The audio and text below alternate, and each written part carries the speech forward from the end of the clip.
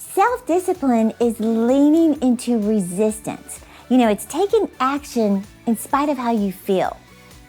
Motivation is your overall desire to do something. So here's how you move from motivation to a lifestyle of self-discipline. Hey, I'm Terry Savelle Foy, your cheerleader of dreams. Hey, I want to talk to you today about 5 proven methods to help you stay disciplined. I posted something on Instagram asking if we could just sit down and talk, what is the one question you would want me to answer? And we received hundreds of questions, and I actually wrote down the most common ones, and then I counted how many times the most popular ones were asked. So today I want to address one of the top 5 questions, which is this: how do you stay disciplined with your habits? Well, it's not coincidental that the most common trait I've seen in the most successful people in the world is self-discipline. Now, let me distinguish between self-discipline and motivation.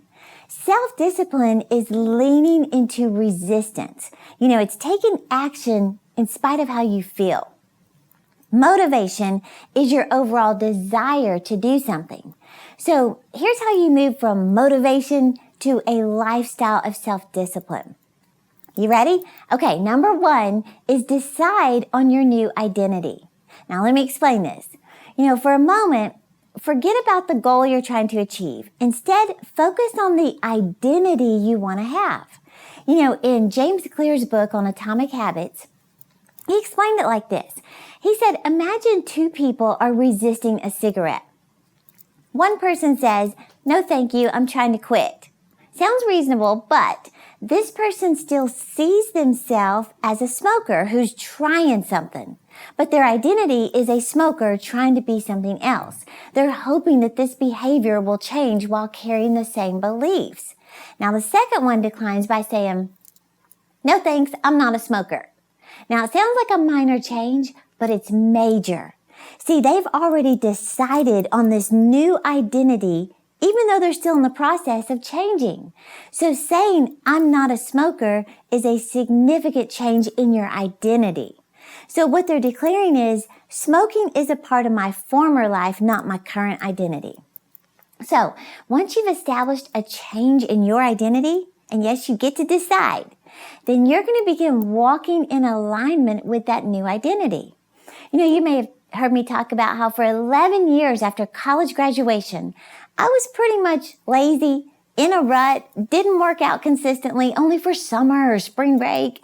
I was terrible with my money, didn't save any, spent everything we earned. I would wake up at the last minute to go to work. I had no ambition. But in 2002, I decided on a whole new identity. You've heard me say I looked at my life. I was separated from my husband, in debt, unhealthy. My house was a mess. I was a mess. And I had a little 5-year-old girl looking to me for inspiration. And I remember when I started making changes and people started noticing my disciplined lifestyle of working out every day, getting up at 5 o'clock, reading, listening to messages, and they started commenting, Terry is so disciplined. And I would hear that and I loved it. And you know what? It made me want to maintain that identity. So start thinking of yourself as who you want to be. An athlete, a writer, a singer, a designer, someone who's fit and healthy. And remember, your behavior will never deviate from your personal identity.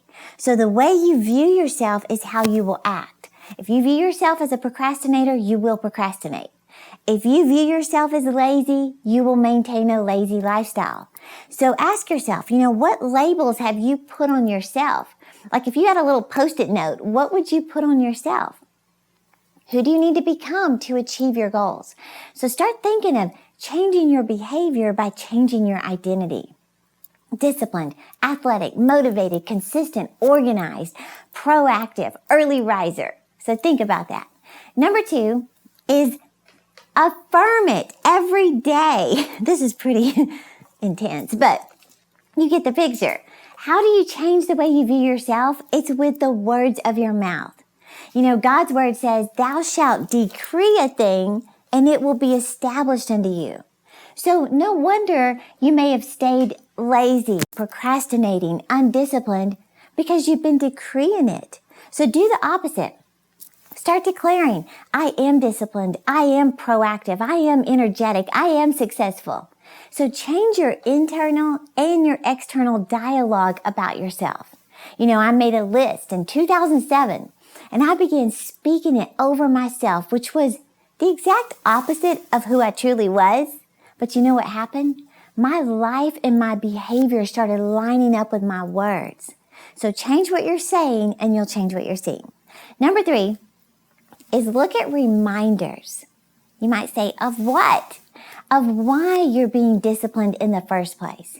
I heard a story about a guy who he went to the doctor for a checkup because so many people in his family had died of a certain heart condition around his age. Well, the doctor said flat out, he said, your wife is pregnant, right? He said, do you want to live to see this child go to school? Do you want some other man walking your daughter down the aisle? Here's an example. On her wedding day, he gave him like this harsh reality. He said, if not, then you better change your eating habits. He said, change your fitness routine. Well, that's all it took. He said now, he has photos on his phone of his wife, his children, just picturing this is who I'm doing it for. He said, this is why I get up at 5 o'clock in the morning and go to the gym. This is why I eat a salad over the cheeseburger most meals. So put your goals, put your reasons, your why on your phone. They say we check our phones at least 80 times a day on average. 80 times. So put your motivation on your screensaver. It could be a child going to college. Put your child with a graduation cap on your phone. That can be your reminder to stop eating out and start putting that money in a savings account. So you get the picture. Number 4 is set yourself up to succeed. In other words, plan your habits on your calendar. Not just the day, but the time too. Map out your entire week on your calendar. Now, I always do this on Sunday night. I don't just say work out Monday through Friday. I say work out 5 o'clock to 6 o'clock. And get everything ready the night before. If you want to start working out, get your clothes out the night before. You want to save money and stop spending everything? Set up automatic withdrawal into your savings account as soon as you get paid. Just do it. And you will be amazed 1 year from now when you see how much you've saved. You want to stop eating late at night or eating too much junk food? Empty the pantry of all the junk food. Only have what is healthy and you'll start to break the habit. If you're spending too much money each week eating out at lunches, put a certain amount of cash in an envelope for the week. And when the cash is gone, you stay home or you take your lunch. Okay, number 5, my last point, is track your progress. This is a habits calendar that we have here, but use a calendar that you can start tracking because you need to see how disciplined you've become. Mark through each day that you keep your commitment with yourself. And that's just it. The more you keep your promise to yourself of reading 20 minutes a day, saving $25 a week, working out 5 days a week, your confidence is going to grow tremendously and your self-discipline is going to soar. Theodore Roosevelt said it like this. He said, with self-discipline, most anything is possible. Let me give you a little side note before we close this out. Learn to love the discomfort. Every time you feel discomfort, celebrate. Get excited because it means you're growing. You have, groaning in your stomach because you're hungry and maybe you've gone on a fast. That's a good sign. Things are changing. It means you're succeeding. You're getting closer to the goal. Just like going to the gym and working out makes you feel better. Every time you embrace discomfort, you are practicing self-discipline. And you always feel good when you leave the gym, right? You've embraced the discomfort. It makes you better. So just remember the struggle is good for you. And let me tell you this story because I thought it was pretty interesting. There was a story I heard about a beekeeper who, he said that, when the little bee is in the first stage, it's put into this little cell and enough honey is actually stored there for its use until it reaches maturity. Now, I never knew this, but it said the honey is sealed with a capsule of wax.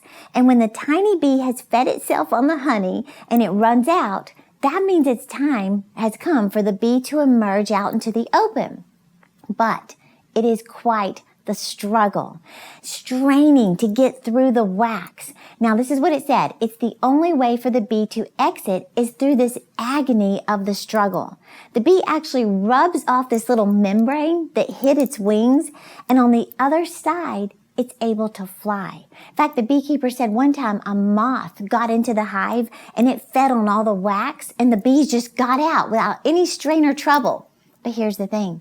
They couldn't fly, and the other bees stung them to death. In other words, your struggles are never wasted. The times you push yourself to do what's best, do what's going to help you down the road, it's always for your benefit. So I want to challenge you, embrace the struggle, embrace the self-discipline. And hey, I hope you enjoyed this podcast today. If you'd like to dig a little deeper into this topic, you can actually download my podcast notes, because I may have gone a little fast today, but I want you to get my notes so you can really study what I said. Just click the link below, go to terry.com/self-discipline, and I want to give you my notes. And don't forget, follow me on Instagram, Facebook, Twitter, and if this video spoke to you, please share it with someone else so you can get on this growth track together. Thank you for watching, and remember, I'm cheering you on to live your dreams.